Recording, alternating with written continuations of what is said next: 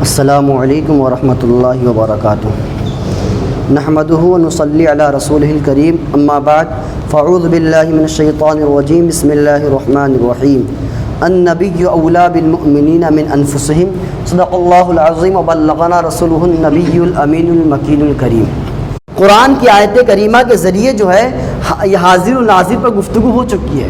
کئی آیت کریمہ کو پیش کیا جا چکا ہے، ٹھیک ہے۔ اب جو ہے آپ جو ہے قرآن کے تعلق سے گفتگو ہو گئی، اب احادیث طیبہ کی روشنی میں یہ دیکھیں کہ میرے آقا حاضر بھی ہے ناظر بھی ہے۔ حدیث شریف کی روشنی میں دیکھیں، کہہ رہے مشکات شریف باب و اثبات عذاب القبر، یعنی مشکات شریف کے اندر ایک باب ہے جس باب کا نام ہے باب و اثبات عذاب القبر، یعنی عذاب قبر کے ثبوت کے بیان میں، عذاب قبر کے عذاب کے ثبوت کے بیان میں ایک باب ہے، ٹھیک ہے۔ اور اس میں صفحہ نمبر 25 میں جو ہے نبی کونین صلی اللہ تعالیٰ علیہ وسلم سے روایت ہے، حدیث شریف ہے کہ نبی کونین صلی اللہ علیہ وسلم نے ارشاد فرمایا فیقولان ما کنت تقول فی ھذا الرجل، یعنی جو نکیرین میت سے پوچھتے ہیں کہ تم ان کے بارے میں کیا کہتے تھے، یعنی یہ فیقولان یعنی کہ منکر نکیرین، یعنی جو سوال کرنے والے فرشتے دو ہوں گے، فیقولان وہ کہیں گے، پوچھیں گے، کیا پوچھیں گے کہ وہاں پہ نبی کی جلوہ گری ہوئیں گی، اس کے بعد پوچھیں گے وہ فرشتے کہ اس نبی کے بارے میں تم کیا کہتے تھے، حاضر رجل اس شخص کے بارے میں تم کیا کہتے تھے۔ اب دیکھیں تو وہاں پر میرے آقا کا حاضر و ناظر ہونا ہے کہ نہیں ہے؟ وہاں پہ میرے آقا دکھائی بھی دے رہے ہیں، میرے آقا دکھائی بھی دے رہے ہیں، ناظر بھی ہیں۔ اور حاضر کس طور پر ہے کہ جو مومن ہوگا، جو ایمان والا ہوگا، وہ تو فوراً کہے گا یہ تو میرے آقا ہے، میں ان پر جو ہے دنیا کے اندر درود و سلام پیش کیا کرتا تھا۔ اب جو ہی وہ کہا تو اس کی بخشش ہو گئی، وہ جو ہے یہ جو ہے قبر کے سوالات سے پار ہو گیا، تو پتہ چلا کہ میرے آقا وہاں پہ حاضر بھی ہے اور ناظر بھی ہے، یعنی میرے آقا دکھائی بھی دے رہے ہیں اور اس کے علاوہ مدد بھی کر رہے ہیں۔ کس طور پر کہ مومن نے کہہ دیا کہ یہ میرے آقا ہے، ہاں تو اب مدد کس کے ذریعے ہوئی؟ میرے آقا کے ذریعے ہوئی نا۔ تو میرے آقا وہاں پہ کیا ہے؟ حاضر بھی ہے ناظر بھی ہے۔ اس کو بھی تفصیل بیان کیا گیا، سماعت فرمائے۔ یہ حدیث شریف ہے تو واضح ہے۔ اب دیکھیے اشعۃ اللمعات جو کہ مشکات شریف کی بہت معتبر شرح ہے، جس کے اندر وضاحت کی گئی ہے حدیث شریف کے تعلق سے، اور کن کی شرح ہے؟ شیخ عبدالحق محدث دہلوی رحمۃ اللہ علیہ کی، جنہوں نے ہندوستان کے اندر سب سے پہلے حدیث شریف کو پھیلایا، جس کو وہابی مانتا ہے۔ تو انہوں نے جو ہے اپنی شرح اشعۃ اللمعات کے اندر بیان کیا اسی حدیث کے ماتحت، یعنی حاضر رجل کہ می گوین آ حضرت را می خواہن۔ یہ کتاب جو ہے اشعۃ اللمعات وہ فارسی زبان میں، کیونکہ وہ دور جو تھا وہ فارسی زبان کا دور تھا، اسی لیے کتاب کیا ہے؟ فارسی زبان میں، جس کا ترجمہ یوں تو اس حدیث شریف کے ماتحت جو ہے ذکر کرتے ہیں، فرماتے ہیں کہ حاضر رجل سے مراد جو ہے وہ حضور علیہ الصلوۃ والسلام کی ذات ستودہ صفات ہے، یعنی کیوں دیکھیں حاضر رجل کا معنی ہوا عربی لفظ ہے یہ آدمی، یعنی اس آدمی کے بارے میں کیا کہتے تھے۔ تو صاحب اشعۃ اللمعات یعنی شیخ عبدالحق محدث دہلوی نے کیا فرمایا کہ یہاں پر حاضر رجل سے مراد کیا ہے؟ میرے آقا صلی اللہ تعالیٰ علیہ وسلم۔ تو یہ بات تو واضح ہو گئی کہ میرے آقا کیا ہے، وہاں پر میرے آقا کی جلوہ گری ہو گئی، یہ تو بات واضح ہو گئی حدیث شریف کی روشنی میں۔ اب دیکھیے حاشیہ مشکات میں، جو حاشیہ ہوتا ہے ایک حدیث شریف کے سائڈ میں لگا ہوتا ہے، محشی ہوتے ہیں اس کے لگانے والے، تو حاشیہ مشکات میں یہی حدیث جو ہے، جو حدیث یہ بیان کی گئی، یہی حدیث قیلا یکشف للمیت حتی یری النبی علیہ السلام وہی بشری عظیمۃ، یعنی کہا گیا ہے اسی حدیث شریف کے تحت حاشیہ میں کہا گیا ہے کہ میت سے حجاب اٹھا دیے جاتے ہیں، حجاب یعنی پردہ اٹھا دیے جاتے ہیں، یہاں تک کہ نبی کریم صلی اللہ علیہ وسلم کو وہ انسان دیکھتا ہے، اور یہ بڑی ہی خوشخبری ہے، یہ بڑی خوشخبری ہے۔ تو اب یہ بات یہ بھی معلوم پڑ گئی کہ ایک تو یہ کہ حاضر رجل سے مراد میرے آقا ہے، اور دوسری بات یہ معلوم ہوئی کہ وہاں پر جو ہے یہ مومن کے لیے خوشخبری ہے، اور مومن جو ہے ہر کوئی میرے آقا کو دیکھتا ہے، لیکن مومن پہچان جاتا ہے یہ بات ہوئی۔ اب دیکھیے امام قسطلانی نے شرح بخاری جلد 3 صفحہ نمبر 340 میں فرماتے ہیں، امام قسطلانی اپنے وقت کے بہت بڑے کلترے عالم اور مفسر، محدث، اور جو ہے اس کے علاوہ آپ کئی علم کے مالک تھے۔ آپ کی پیدائش جو ہے قاہرہ میں ہوئی، یعنی مصر کی سرزمین پر، اور غالباً آپ 15ویں صدی میں پیدا ہوئے، اور 15ویں صدی یعنی عیسوی، اور جو ہے 16ویں صدی میں آپ کا وصال ہوا، اور آپ جو ہے قاہرہ میں ہی آپ جو ہے تدفین ہوئے، وہیں آپ کی مزار شریف ہے۔ اب اپنے وقت کے بہت بڑے عالم، سیرت نگار اور مورخ بھی تھے، تاریخ کے بہت بڑے عالم ہیں۔ تو وہ جو امام قسطلانی، انہوں نے شرح کیا بخاری شریف کی، آپ مشہور بھی ہیں، شارح صحیح بخاری کے نام سے مشہور ہے کہ صحیح بخاری کی شرح کرنے والے، وضاحت کرنے والے۔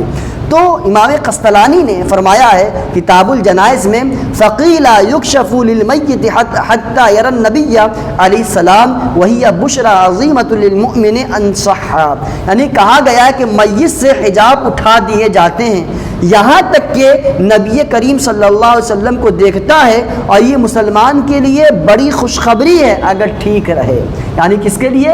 مومن کے لیے بڑی خوشخبری ہے، بہت اچھی بات ہے۔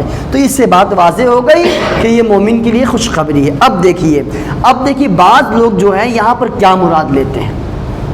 بعض لوگ کہتے ہیں کہ یہاں پہ جو حاضر رجل آیا ہے یہ موعود ذہنی ہے۔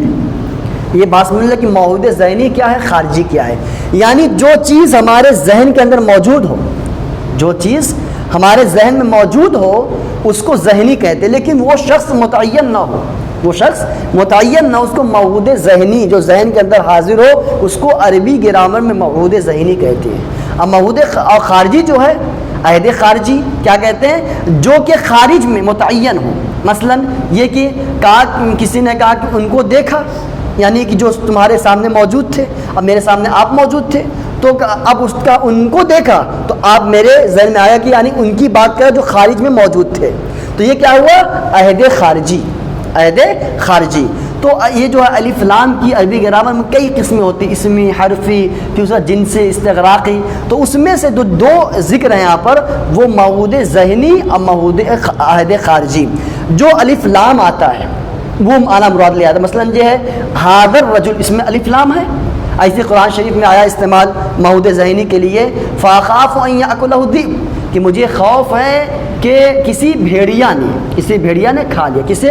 حضرت یوسف علیہ السلام کے ذکر ہے، تو ان کے بھائیوں نے کہا مجھے خوف ہے کہ کسی بھیڑیا نے کھا لیا، تو اب وہاں پر جو ہے الف لام تو ہے الذِّئْب کے اندر، لیکن کوئی بھیڑیا جو ہے وہ متعین نہیں ہے، کون بھیڑیا کھائی وہ متعین نہیں ہے۔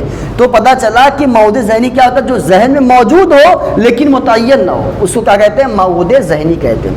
عہد خارجی، اب دیکھیں قرآن شریف میں اس کا بھی استعمال ہے، فَعَصَىٰ فِرْعَوْنُ الرَّسُولَ، تو فرعون نے رسول کی نافرمانی کی۔ رسول تو تمام ہیں، بہت سارے رسول ہیں، لیکن وہاں پہ الرسول ہے، الرسول، تو وہاں پر جو الف لام ہے وہ عہد خارجی ہے، یعنی خاص رسول۔ اور خاص رسول کون ہے؟ فرعون کس دور میں تھا؟ حضرت موسیٰ کے دور میں۔ تو وہاں پہ مراد کیا ہے کہ اس نے خاص رسول آیا تھا حضرت موسیٰ علیہ السلام کی نافرمانی کی۔ تو پتہ چلا کہ الف لام کی کئی قسمیں ہوتی ہیں، اور یہاں میں جو بتانا چاہتا ہوں میں دو، موعود ذہنی، عہد خارجی، یہ بات سمجھ آئی؟ جو متعین ہو، خارج میں ہو، وہ کیا ہے؟ عہد خارجی، اور جو متعین نہ ہو، ذہن کے اندر صرف ہو، وہ کیا ہے؟ موعود ذہنی۔ اب دیکھیے بعض لوگ کہتے ہیں کہ یہاں پر حاضر رجل جو حدیث شریف کے اندر ہے موعود ذہنی کی طرف اشارہ ہے، موعود ذہنی کی طرف اشارہ ہے کہ وہ مردہ سے پوچھتے ہیں کہ وہ جو تیرے ذہن میں موجود ہیں انہیں تو کیا کہتا تھا۔ اب ذرا غور کریں کہ دنیا کے اندر نہ جانے کتنے لوگوں کو دیکھا، کتنے لوگ اس کے ذہن میں بسے ہوئے ہیں، تو اگر یہ کہا جائے تو کیا ہر جس کو دنیا میں دیکھا اس کے بارے میں سوال قبر میں ہوگا؟ قبر اس کے بارے میں سوال ہوگا، قبر میں جو ہے اس کے بارے میں تو سوال ہوگا نہیں، یہاں پہ تو کسی خاص ذات کے تعلق سے سوال ہوگا۔ اور یہ وہابی کہتا ہے کہ یہاں موعود ذہنی مراد ہے۔ اب دیکھیں کہ ہم دنیا کے اندر ہیں، ٹھیک ہے، ہمارے ذہن میں وہی انسان بیٹھے گا جس کو ہم چند بار دیکھے ہوں، چلتے پھرتے کسی کو دیکھ لیے تو ہمارے ذہن میں نہیں بیٹھے گا، چند بار کسی کو دیکھے تب پوچھا جائے کہ فلاں مقام پر گئے تھے، اتنے لوگ نظر آئے، تو کچھ چہرہ آپ کے اندر ہے، تو اب بتائے گا کہ ہاں کچھ چہرے ہیں، تو کیا ہے کہ وہ کہتا ہے کہ ہاں موعود ذہنی ہے۔ تو اب کہتے ہیں صاحب کتاب مگر یہ درست نہیں، موعود ذہنی کہنا درست نہیں۔ کیوں؟ کیونکہ اگر ایسا ہوتا تو کافر میت سے یہ سوال نہ ہوتا، کیونکہ اس کا عقیدہ نبی کے تعلق سے ہی نہیں، حالانکہ یہ سوال جو ہے کافر سے بھی ہو رہا ہے، سب سے ہو رہا ہے۔ تو موعود ذہنی لینا ذہن میں کب ہوگا؟ جب کہ کوئی انسان کسی سے لگاؤ رکھے یا تعلق رکھے۔ اب اگر کوئی دوسرا ہے، کوئی دوسرے مذہب کا ماننے والا ہے، تو اس کے ذہن میں جو ہے میرے آقا تو رہیں گے نہیں، ٹھیک ہے۔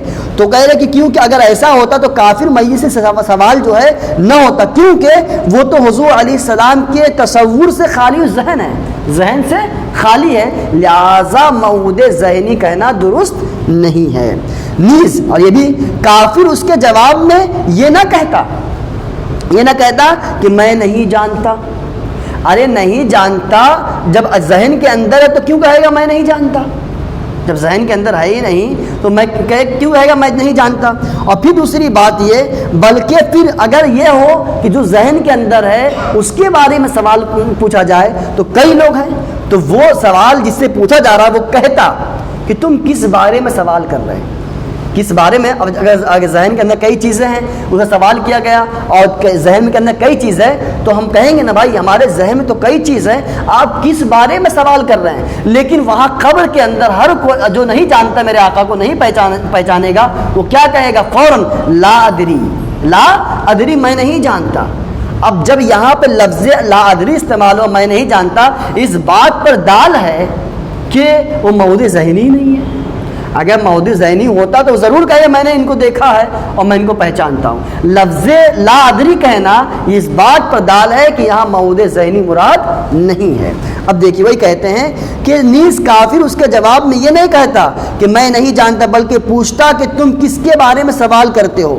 اس کے لا ادری کہنے سے معلوم ہوتا ہے کہ وہ حضور کو آنکھوں سے دیکھتا ہے، وہ حضور کو آنکھوں سے دیکھ کر کہا لا ادری میں نہیں جانتا۔ اگر موعود ذہنی ہوتا تو وہ سوال کرتا کہ بھائی کس کے بارے میں سوال کر رہے ہو، بلکہ لا ادری کہہ پتہ چلا کہ وہ نبی کو دیکھ رہا ہے لیکن پہچان نہیں رہا ہے، اس لیے کہا لا ادری، مگر پہچانتا نہیں۔ اور یہ اشارہ خارجی ہے، اور یہ اشارہ کیا ہے؟ جو خارج میں موجود ہے وہ ہے، پتہ چلا لا ادری کہنا یہ اشارے خارجی کی طرف اشارہ ہے۔ یہ بات ہو گئی۔ اب کہہ رہے اس حدیث اور عبارتوں سے معلوم ہوا کہ قبر میں حضور علیہ السلام کا دیدار کرا کر سوال ہوتا ہے کہ اس شمس الضحیٰ بدر الدجا کو تیرے جو تیرے سامنے جلوہ گر ہیں کیا کہتا تھا۔ ہادہ اشارہ قریب ہے، اور عربی کے اندر لفظ ہادہ جو ہے اور لفظ ہادہ آتا ہے، ذالک آتا ہے، ہادہ قریب کے لیے، ہادہ رجل یہ آدمی، ذالک رجل وہ آدمی۔ تو کیا ہے عربی کے اندر لفظ ہادہ استعمال کر کے یہ بتایا گیا کہ یہ قریب کے لیے، گویا کہ آقا میرے بالکل قریب ہوں گے، نظر آ رہے ہوں گے۔ تو معلوم ہوا کہ دکھا کر قریب کر کے پھر پوچھتے ہیں، اسی لیے حضرات صوفیاء کرام اور عشاق جو عاشق ہیں میرے آقا کے موت کی تمنا کرتے ہیں، اور قبر کی پہلی رات کو دلہا کے دیدار کی رات کہتے ہیں کہ میرے آقا جو ہے وہ سارے عالم کے دلہا ہیں، جان ہے، تو اس کے ان کی دیدار ہوگی، اسی لیے جو ہے عاشق جو ہوتا ہے وہ تمنا کرتا ہے۔ اسی کو سرکار اعلیٰ حضرت ایک شعر میں فرماتے ہیں، جان تو جاتے ہی جائے گی قیامت یہ ہے کہ یہاں مرنے پہ ٹھہرا ہے نظارہ تیرا۔ یعنی مفہوم کیا ہے کہ دیکھیں کہ جو متعین وقت ہے موت کے لیے وہ تو برحق ہے، متعین تو ہے، لیکن ایک عاشق کیا کہتا ہے کہ مجھے جتنی جلدی ہو موت آ جائے، اور موت آ جائے اس کا صلہ کیا ملے کہ جب میں قبر میں جاؤں تو نبی کا دیدار ہو، نبی کا دیدار ہو، یہ عاشق تمنا کرتا ہے۔ اسی کو فرمایا سرکار اعلیٰ حضرت نے، جان تو جاتی ہی جائے گی قیامت یہ ہے، جائے گی جان، ایک تو متعین وقت ہے، لیکن کیا ہے کہ یہاں مرنے پہ ٹھہرا ہے نظارہ تیرا کہ کب میرا انتقال ہو، میں مروں اور تیرے دیدار سے میں مشرف ہو جاؤں۔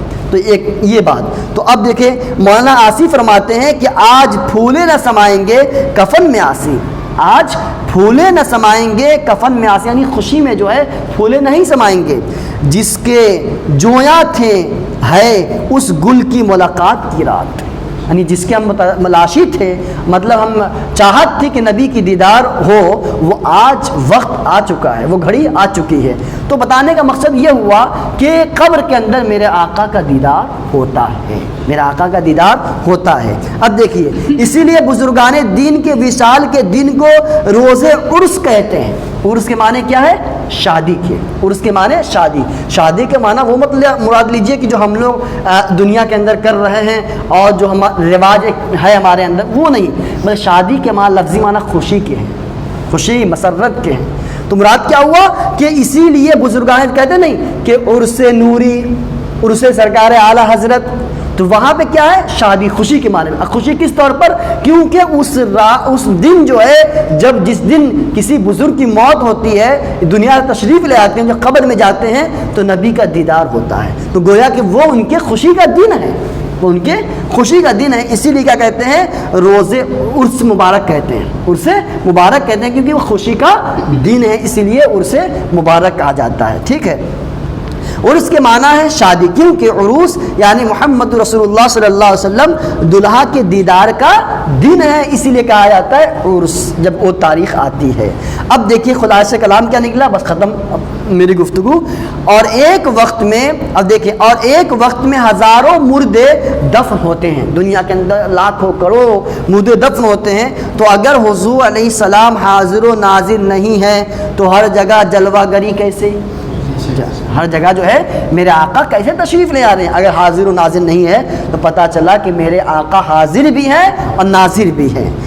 ثابت ہوا کہ حجاب ہماری نگاہوں پر ہے، پردے جو ہے وہ ہماری نگاہوں پر ہیں، ملائکہ یعنی فرشتے جو ہے اس حجاب کو اٹھا دیتے ہیں، اس حجاب کو اٹھا دیتے ہیں اور پھر میرے آقا کا دیدار ہو جاتا ہے۔ اب دیکھیے مثال دیتے ہیں، جیسے کہ دن میں کوئی خیمہ میں بیٹھا ہو، آفتاب اس کی نگاہ سے غائب ہو، یعنی خیمہ کے اندر انسان جب موجود ہوگا، خیمہ کیا ہوتا ہے؟ کسی کپڑے کا یا کوئی چیز کا بنایا جاتا ہے خیمہ۔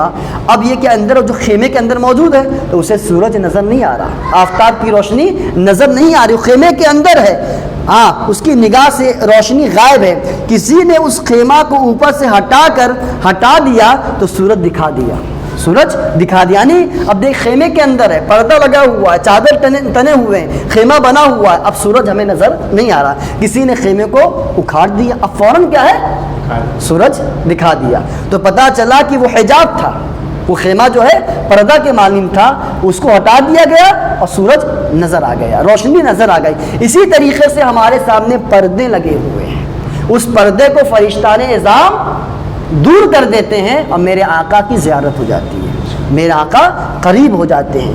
اب تو خلاصہ کلام یہ نہیں، اب میں یہ معود ذہنی کی جو بات کیا کہ وہابی دیوبندی کہتا ہے، یہ صرف اپنی طرف سے نہیں، باقاعدہ جو ہے ان کا جو دارالافتاء ہے دیوبند، وہاں سے باقاعدہ یہ فتویٰ موجود ہے اور یہاں پہ موجود ہے اس میں گوگل پہ، کہ اس میں کیا ہے، خلاصہ یہ ہے کہ یہاں یہ بات بھی قابل ذکر ہے، خلاصہ میں سنا رہا ہوں، باقی فتویٰ تو لمبا ہے، خلاصہ یہ کہ یہاں یہ بات بھی قابل ذکر ہے کہ ایک مسلمان کے لیے صرف اتنا عقیدہ رکھنا کافی ہے کہ مرنے کے بعد قبر میں نبی کریم صلی اللہ علیہ وسلم سے متعلق سوال ہوگا، بس اتنا کافی ہے۔ اس کی کیا کیفیت ہوگی، کیا صورت ہوگی، اس کے در پہ نہ ہونا چاہیے، اور نہ موت کے بعد کی چیزوں کو اس دنیا کی چیزوں پر قیاس کرنی چاہیے۔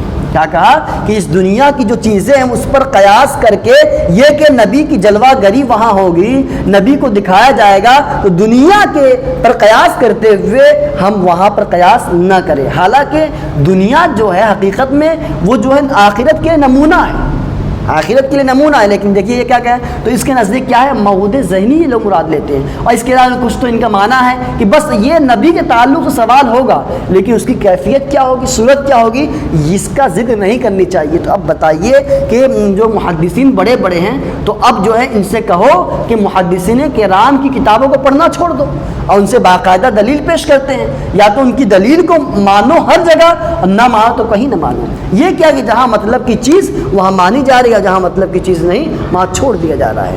تو خلاصہ کلام یہ نکلا کہ اللہ تبارک و تعالی ہم کو جو ہے نبی کونین صلی اللہ علیہ وسلم کے تعلق سے صحیح معنوں میں سمجھنے کی توفیق و رفیق عطا فرمائے۔ میں اپنی گفتگو یہیں پہ ختم کرتا ہوں۔ ما علینا الا البلاغ۔